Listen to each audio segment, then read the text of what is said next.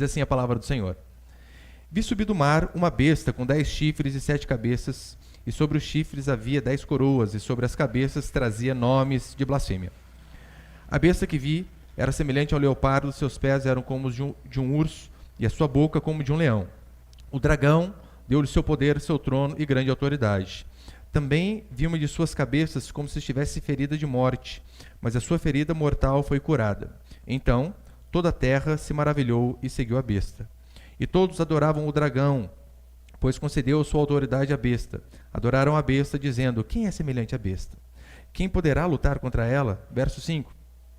Foi-lhe dada uma boca que proferisse coisas arrogantes e blasfêmias, e foi-lhe dada autoridade para agir durante 42 meses, e abriu a boca para blasfemar contra Deus e difamar o seu nome, seu tabernáculo e os que habitam no céu. Também lhe foi permitido atacar os santos e vencê-los, e foi-lhe dada autoridade sobre toda tribo, povo, língua e nação. Todos os habitantes da terra a adorarão, aqueles cujos nomes não estão escritos no livro do Cordeiro que foi morto desde a fundação do mundo. Até aí tá bom, até o verso 8. Olha para cá, por favor. Você vai ver que aqui no capítulo 13, assim como no 12, o capítulo 12 falava do dragão de Satanás perseguindo a igreja. E aqui então, no capítulo 13, que nós acabamos de começar a leitura, vai falar de Satanás usando os seus servos para continuar atacando o povo de Deus e sua igreja. Assim como nosso Senhor Jesus Cristo, ele tem os seus servos, os profetas, que levam a sua mensagem, a mensagem da salvação, do Evangelho. O que a Escritura vai dizer é que Satanás, da mesma forma, ele tem os seus servos que agem em função daquilo que ele ordena. Eu vou tentar mostrar aqui, que não é interpretação minha, que esses governos, esses chifres aqui, na verdade, que Apocalipse, que João relata, é nada mais, nada menos na história do povo de Deus e da igreja, governos malignos que se levantam para combater o povo de Deus. E você vai ver que João, ele faz a citação, basicamente, de Daniel 7, é o que a gente vai ver aqui. Eu quero passar, então, alguns princípios aqui. Põe o primeiro ali, por favor, Miguel. Você vai ver que, se você ler o Antigo Testamento, você vai reparar que quando bons reis se levantam, o povo adora o Senhor. Quando maus reis se levantam, o povo vive na imoralidade, na idolatria, adorando de fato a Satanás, a besta e o dragão. E é isso que Apocalipse também vai dizer. O primeiro princípio é o seguinte: a besta que emerge do mar representa governos malignos. Por que nós sabemos disso? Que essa besta representa governos malignos. Primeiro, a Escritura vai dizer ali que ela tem várias cabeças, como nós lemos. Possui coroas, símbolo de autoridade. E no versículo 2 diz que ela também recebeu a autoridade de alguém, no caso, do dragão. Se você tiver a curiosidade de chegar na sua casa e ler Daniel capítulo 7, você vai ver que Daniel, ele faz esta mesma associação. Ele usa os mesmos animais que nós acabamos de ler aqui, o urso, o leopardo, o leão. Ele usa os mesmos animais. E ali em Daniel capítulo 7, historicamente, eu já preguei sobre Daniel 7 também, historicamente nós vimos o cumprimento da profecia de Daniel 7 através dos impérios, ali no caso o Império Romano, Babilônico e do Império Persa. E então João, ele está apenas citando novamente o que Daniel disse. Repare que um seria como leão, outro como urso, outro como leopardo, e o último é um ser indescritível. Mas, independente das características de cada um, o que nós vemos é que todos têm o mesmo objetivo: combater o povo de Deus, combater a igreja, afrontar a igreja. É isso que nós vemos durante toda a história do povo de Deus. E nós vemos essa semelhança gritante entre o que João diz e o que Daniel disse séculos atrás. Essas muitas cabeças aqui são apenas um conjunto de governos, de impérios, que têm o mesmo objetivo, que é nos combater. Combater a fé cristã. Fazer com que o cristianismo seja colocado de lado e as ideias malignas deles venham a permanecer. William Hendrickson, quando ele comenta a respeito de Apocalipse capítulo 13, ele diz que o termo nome de blasfêmias que nós lemos aqui, ele fala a respeito de um slogan, um tema ou um credo que esses governos terão, que é contrário à palavra de Deus. Aí então, se você aplica isso nos dias de João, qual era o império e os governos nos dias de João que tinham os seus credos que eram opostos à palavra do Senhor? Ora, o Império Romano.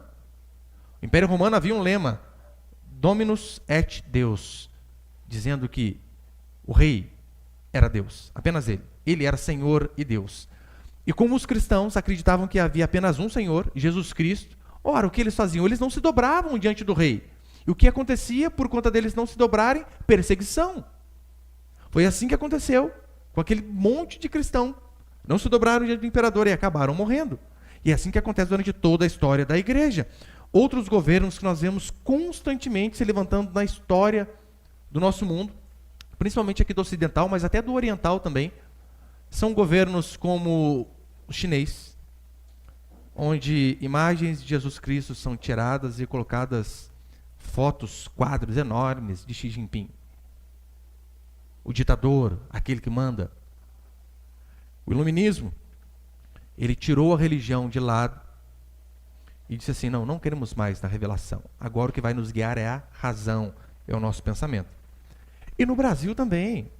No Brasil há os deuses governamentais ímpios que protestam contra a nossa fé também. A diferença é que no Brasil eles atendem pelo nome de progressismo, esquerdismo, comunismo, socialismo e seus braços como feminismo também.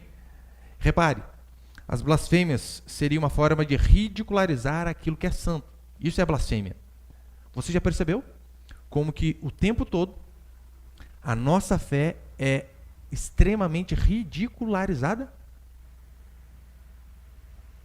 Ontem, segunda, conversava com uma senhora e ela me disse assim, você está com quantos filhos? Eu disse, por enquanto 3. Não, tá bom, já que vai querer ter mais?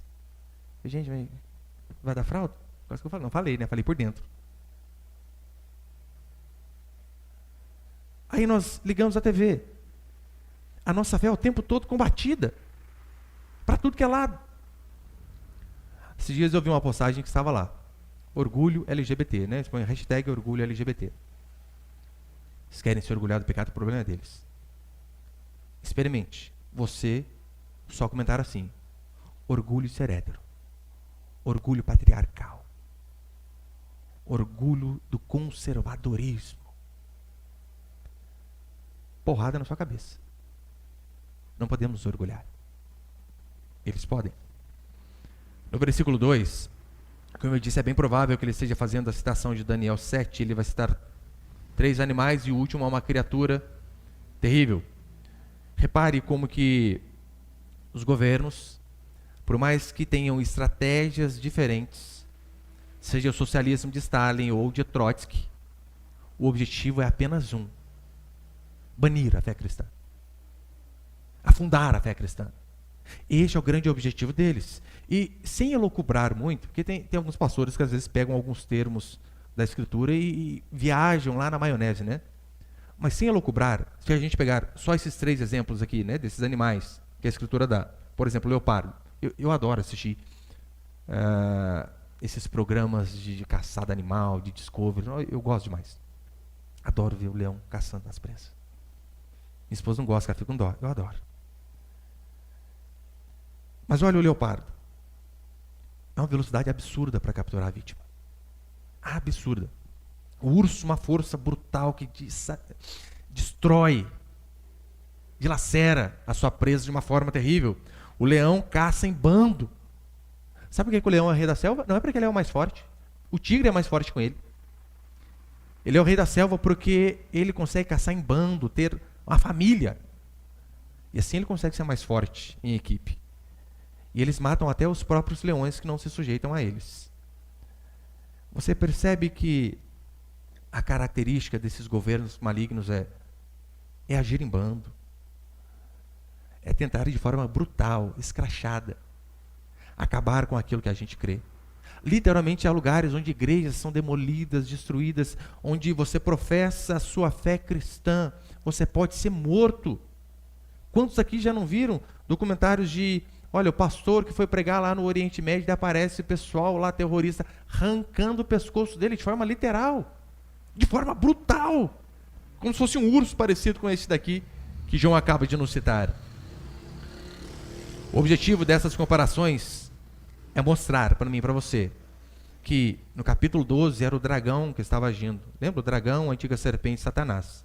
A diferença do capítulo 13 é que ele continua agindo, só que através dos seus servos. Ele que está governando. E é assim que acontece quando esses governos vão se levantando. É a forma de atacar a igreja de Deus através desses governos malignos. E não só isso. A ONU é um antro de demônio. União Europeia e afins, essas organizações mundiais, elas militam o tempo todo contra mim, contra a sua fé. Basta de fato estudar um pouquinho e você vai ver. Aquilo que eles professam vai de encontro àquilo que a gente crê. Segundo o princípio, governos malignos se reinventam, ressuscitam. Olha o que vai dizer no versículo 3. Também vi que uma de suas cabeças como se estivesse ferida de morte, mas a sua ferida mortal foi curada.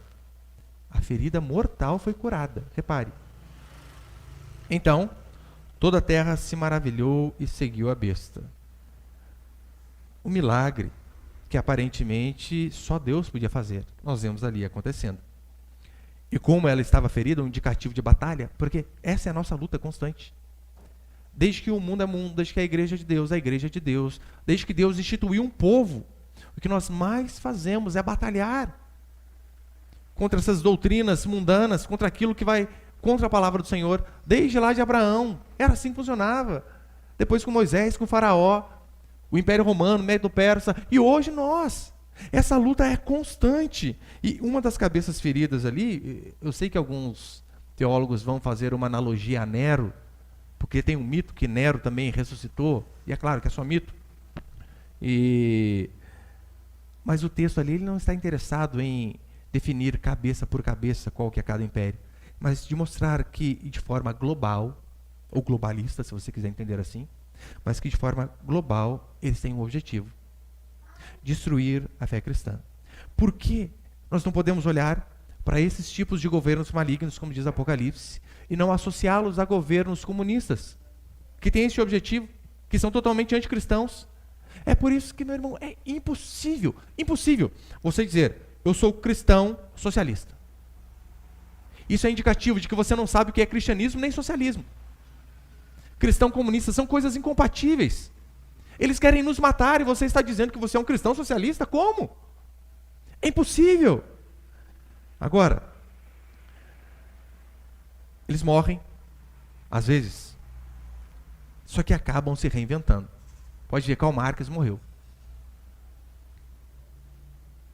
Mas as obras dele continuam se reinventando a cada dia mais. São eternas. Enquanto o Senhor não voltar. No versículo 3, vai dizer que toda a terra se maravilhou e seguiu a besta. Repare como as pessoas adoram seguir esses tipos de governo. É quase que um Deus, porque os governos comunistas, esquerdistas, eles vêm de fato dizer assim, olha, nós iremos prover tudo o que você precisa. A provisão deles não está mais no Senhor que nos guarda, mas sim no governo. E este realmente é o objetivo deles. Como que pode uma pessoa que não tem lógica nenhuma dizer assim, eu sou contra a pena de morte? Você pode ser contra, o problema é seu, não quero discutir em relação a isso, eu sou totalmente a favor.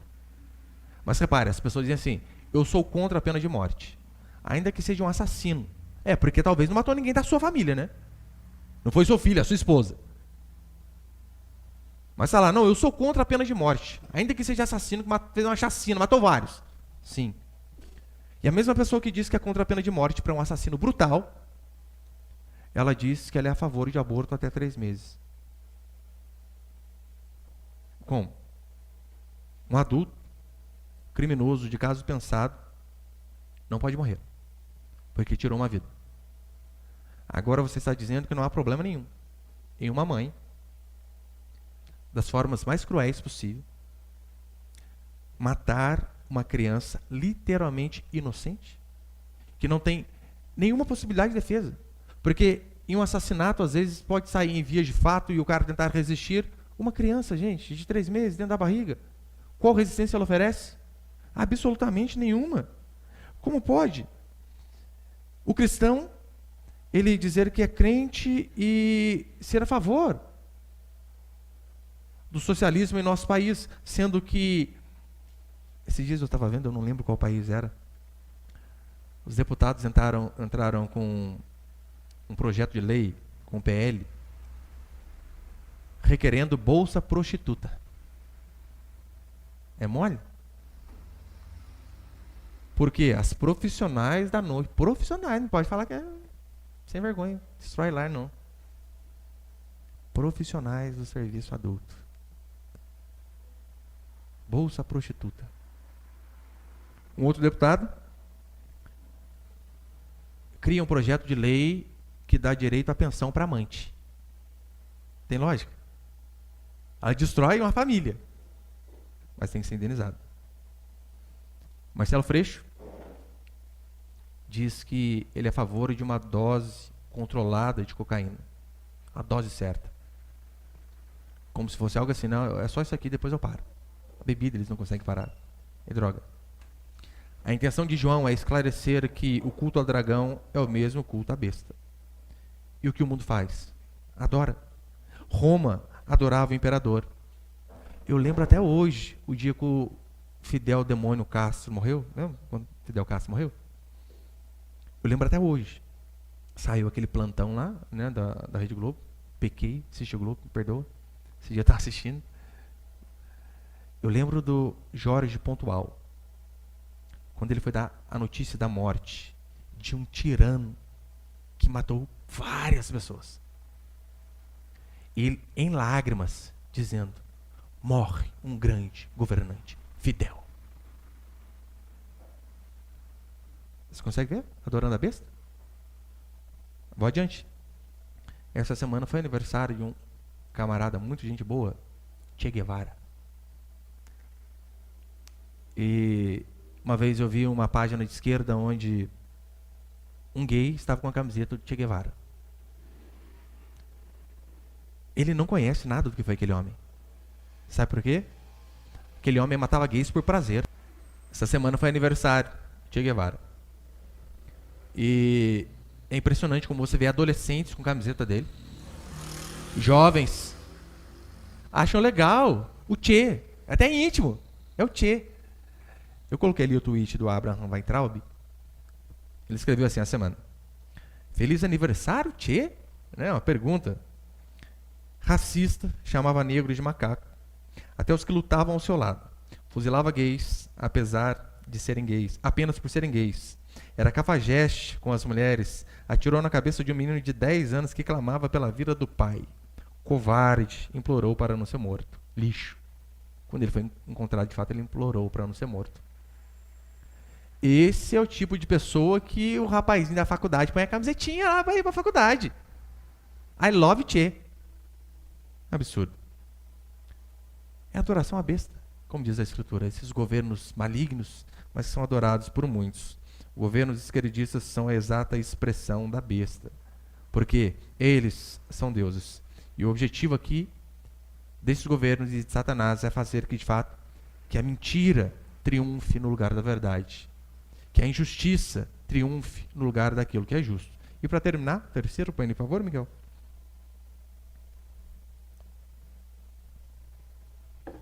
Para terminar, o cristão pode perder a batalha e até a vida, mas não a fidelidade. Olha o que diz o versículo 7 e 8. E também foi permitido atacar os santos, não só nos atacar. Pastor, até então tudo bem, eu sei que o demônio vai nos atacar o tempo todo. Mas olha o que diz o versículo. Também foi permitido atacar os santos e vencê-los. E foi-lhe dada autoridade sobre toda tribo, povo, língua e nação. Todos os habitantes da terra adorarão aqueles cujo nome não estão escritos no livro da vida do Cordeiro, que foi morto desde a fundação do mundo. Cristãos foram atacados e vencidos durante a história da igreja.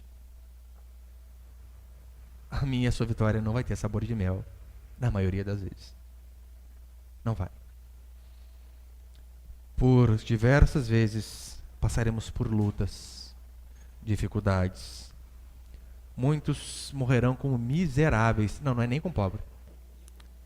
Muitos cristãos passarão por lutas e perderão essas lutas. Aconteceu assim com vários. Comigo e com você também. Atacar os santos e vencê-los. Esse daqui é um dos motivos porque um governo socialista não pode aceitar a fé cristã. Sabe por quê? Eles não acreditam na vida pós-morte, na outra vida. Acreditam apenas aqui nesta vida. E se para eles a vida é só esta, eles precisam viver da melhor maneira possível. Onde já se viu aceitar dificuldades, problemas, filho com deficiência, enfermidade de pai, mãe, morte. Onde já se viu? Não, não podemos. Agora nós que somos do reino dos céus, embora estejamos vivendo aqui como peregrinos, nós sabemos que, ainda que a nossa vitória não se consume aqui nessa terra, na outra certeza. O cristão verdadeiro, ele sabe aceitar uma vida em dificuldades aqui. Ele sabe. Olha, eu já fui em vários lugares, várias casas, e realmente teve alguns lugares que eu fui que eu falei, gente, essa casa aqui, eu só vou ter uma dessa na glória. Tem possibilidade de eu ter uma dessa? Nunca. Aqui nesse mundo, não.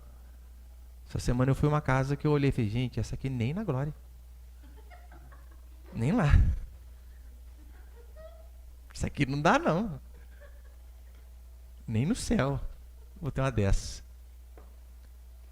Mas nós que somos cristãos, aceitamos. Qual o problema? Eu não tenho expectativa de terminar minha vida com uma casa na praia. Seria bom se fosse, né? Mas sei que não vou ter. E daí, qual o problema?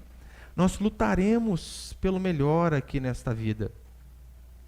Mas caso não venhamos a conquistar tudo aquilo que queríamos, ou caso venhamos a terminar como escória do mundo, tem essa possibilidade de terminarmos de fato como escória. Qual o problema? Quem disse que isso aqui é o nosso fim? Não é. Eu coloquei Hebreus ali, Miguel, põe por favor. Hebreus capítulo 11, verso 37 e 38, olha o que o autor vai dizer. Falando sobre santos, servos de Deus que passaram por este mundo ao qual nós vivemos aqui. Foram apedrejados e provados, cerrados ao meio, morreram ao fio da espada, literalmente sem cabeça. Morreram ao fio da espada, andaram vestidos de peles de ovelha e de cabras, necessitados, aflitos, maltratados. O mundo não era digno dessas pessoas, andaram vagando por desertos e montes, por cavernas e buracos da terra. Você consegue imaginar? Pessoas morando em buracos. Eu uma vez fui visitar um rapaz que morava nesse lugar. Ele visitou a nossa igreja, vou fazer um visitinho para você. Não, pastor, melhor não, eu vou. Daí que eu fui descobrir, o cara morava quase naquele negócio igual, lembra onde o Tartaruga Ninja morava lá, desenho? É bueiro, né? Só que era um bueiro desativado. O cara morava lá. Gente, cristãos morreram dessa forma, sem um teto digno. Só cristãos verdadeiros conseguem passar por esse tipo de coisa sem ficar colocando Deus na parede. Porque a teologia de muitos é, calma aí, tá passando dificuldade, coloca Deus na parede. Faz um voto com Deus. Não, às vezes esse é o nosso fim. E daí? Se essa foi a vontade do Senhor pra gente, que sejamos fiéis até nesses momentos. Falei pros irmãos, né, o meu pai, eu conversava com ele essa semana, ele dizia que onde ele morava, lá na roça, em Lagoinha, 10 irmãos, 5 homens e 5 mulheres. Pai, como que era a cama de vocês? Cama? Que cama? Esteira. Cada um puxava sua esteirinha e ficava no chão ali, só para não ir direto no gelado. E a escola, pai, como que era? Era 2 horas de caminhada, morro acima, cortando caminho para chegar à escola. Por isso que estudou só a 3ª série, né, do primário. Tinha como? Como que você vai, gente? 2 horas para ir, 2 horas para voltar? Não dá. Que Deus nos dê a graça de terminarmos como Davi. Oh, rico em ditosa velhice. Que Deus nos abençoe. Todavia, que nós não venhamos a perder a fé, caso venhamos a terminar como Paulo, sem bens, sem amigos, e tido como herege, como vergonha para o Evangelho. Eu sei que os cristãos eles gostam da parte da história de José do Egito, onde ele passa por uma dificuldade durante toda uma vida, mas no final Deus recompensa. Tem essa possibilidade? Sim. Podemos orar por isso? Sim. E muitos dizem assim: Senhor, me faz avançar, porque para a glória do teu nome, para o testemunho do Senhor, que é isso que eles querem, né? Contar testemunho.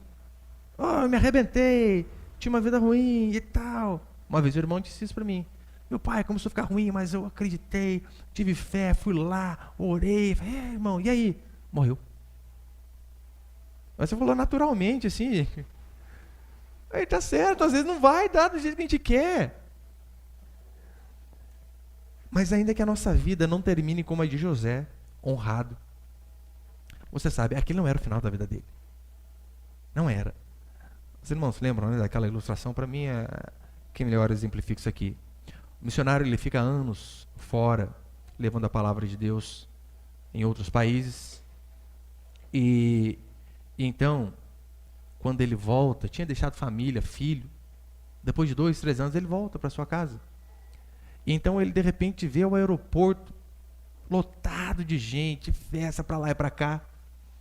E ele diz: puxa, louvado seja Deus, né? Uma recepção digna para um servo dele. E então ele vai e descobre que aquela festa não era para ele. Era para um famoso da cidade, um prefeito que estava voltando do mesmo voo. E então ele fica furioso. Como assim, Deus? Anos te servindo fora. E quando chega em casa, é essa a recepção que eu tenho? Ele, como se ouvisse uma voz lá do céu dizendo assim: mas quem disse que você chegou na sua casa, rapaz? Essa não é a sua casa.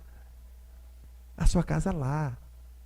No final do livro Peregrino tem uma cena fabulosa, no capítulo 20, onde Cristão e Esperança, eles atravessam o rio. E eles chegam na porta da cidade celestial. Então eles começam a ouvir os músicos do rei tocar. Eles começam a ouvir as vozes das pessoas que já estavam lá dentro antes dele. E John Bunyan descreve de uma forma fabulosa, de arrepiar mesmo de ler. Essa é a nossa volta. A volta para Canaã celestial.